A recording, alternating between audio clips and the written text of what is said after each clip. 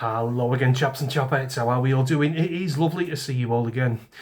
As always, tonight, my friends, we are going to be going over a story about a particular fireman who has lost his unfair dismissal case because he stopped the rest of his staff, because he didn't stop the rest of his staff, from not using 2025 PC terminology. You see, this particular fireman, I assume he was like some kind of supervisor, high up fireman within the station where he was working, and he failed to stop the rest of the firemen from not using 2025 PC terminology. You see, the rest of the firemen underneath his command kept using the phrase fireman, and he did nothing to stop it. So, pun intended, he got fired for it. So let's have a read of what's happened to this poor chap, shall we?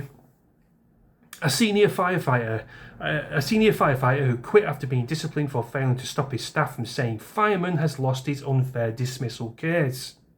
Simon Bailey, 58, was responsible for managing a station when a female firefighter complained that she felt belittled by colleagues using the term fireman as it had been removed from political correctness in the 1980s. I thought it would have been much sooner than that. I'm not quite sure how true that is. I can't imagine people in the 1980s were going around thinking what we should and shouldn't call fucking firemen. But nonetheless, this just cements my original opinion that I have expressed to you guys on numerous occasions, that women shouldn't be anywhere near certain types of jobs. See, because you get instances such as these, where you get these batshit lunatic women pulling on the pigtails, shouting and screaming when someone refers to them as a fireman. It's not meant to be a derogatory term. That's just what people call people who put out fires and ride around in a big red engine that makes loud noises. You'll very seldom see a male firefighter, I would imagine anyway, who would go around shouting, stamping and screaming over such ludicrous incidents such as these. Wouldn't you agree? The incident was reported to Simon after he admitted that he never challenged people over calling people firemen, as he is old-fashioned. He received a written warning for failing to confront colleagues. This led him to suffer a downward mental spiral, which eventually led him to leaving the force. I'm not really interested in all this. Oh, my mental health. I do agree that some people do have mental challenges in their lives, schizophrenics, people with various types of psychosis and that kind of thing. But all this anxiety, I mean, everybody's got anxiety this day and age. Oh, I can't do that. Oh, I feel so low. Oh, this is too difficult. Get a grip of yourself. Get into work, knuckle down, work hard, and you will be fine. But no, we have to pamper and wrap them up in cotton wool and stroke their heads and tell them how good they are. I just don't buy into it, my friends. I honestly don't. Yeah, led to him suffering a downward mental spiral, which eventually led to him leaving the force. He went off sick and then resigned after his world came crashing down. Simon said,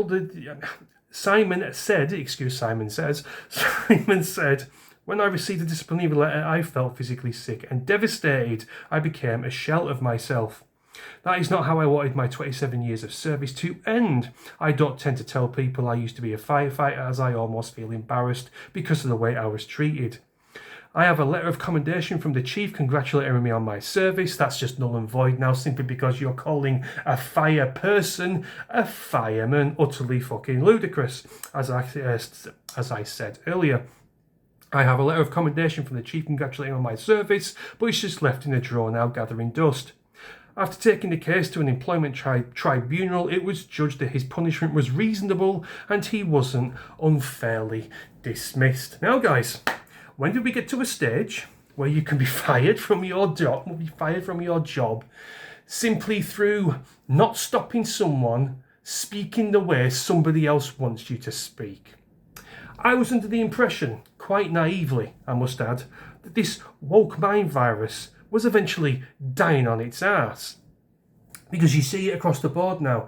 The trans court case, for example, where men are allowed into women's toilets. I mean, Kel fucking surprise, sanity prevailed there. I thought, yeah, it's all been dismantled. No one wants to live by these fucking ridiculous rules, but it all goes to show from this story alone that it's still deep-rooted into every facet of our social cohesion. It's in the workplace, it's in schools, it's in universities, it's bloody everywhere. It's in the police, the army, you name it. It is in there. Medical institutions, all the rest of it. You see, we are still living by these pathetic rules where if a woman gets pregnant, you have to call her a birth person or a pregnant person, when in actual fact the only person on this fucking planet who can get pregnant is the female of a species, particularly mammals such as humans, for example. Now, people can go around and identify how they want to. I don't really give a toss. You can identify as a chair if you want to. But if you expect me to conform to it, then no, you are pissing in the fucking wind, my dear friends. You can ask me, you can request if I would go along with your mental instability. It doesn't mean I have to, and I will tell you to go and fuck yourselves. If you are Arthur or Martha, I will call you as such. That's the whole problem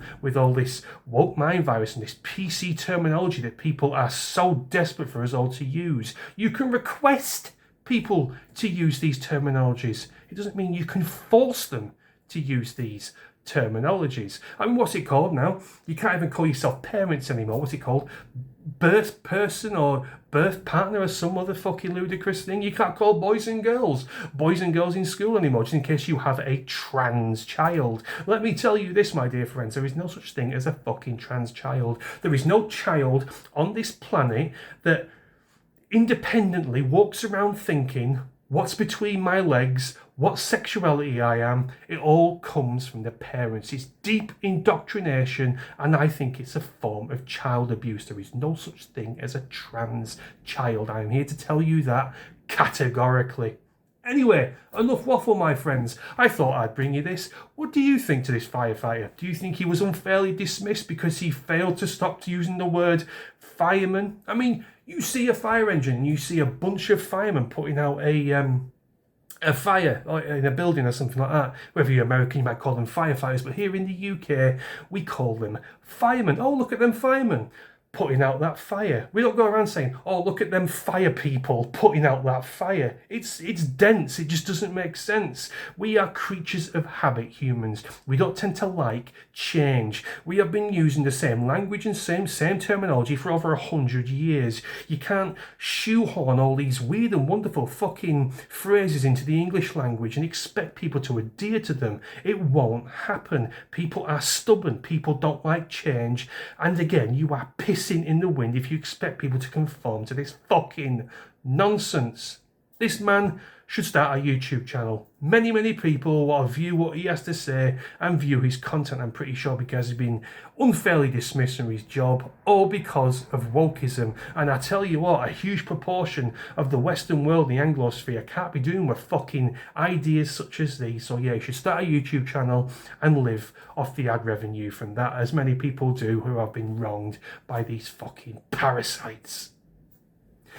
That's my video, my friends. Carpe diem. Thanks a lot for watching as always. Do enjoy the start of your weekends, and I shall see you in a bit. Cheers.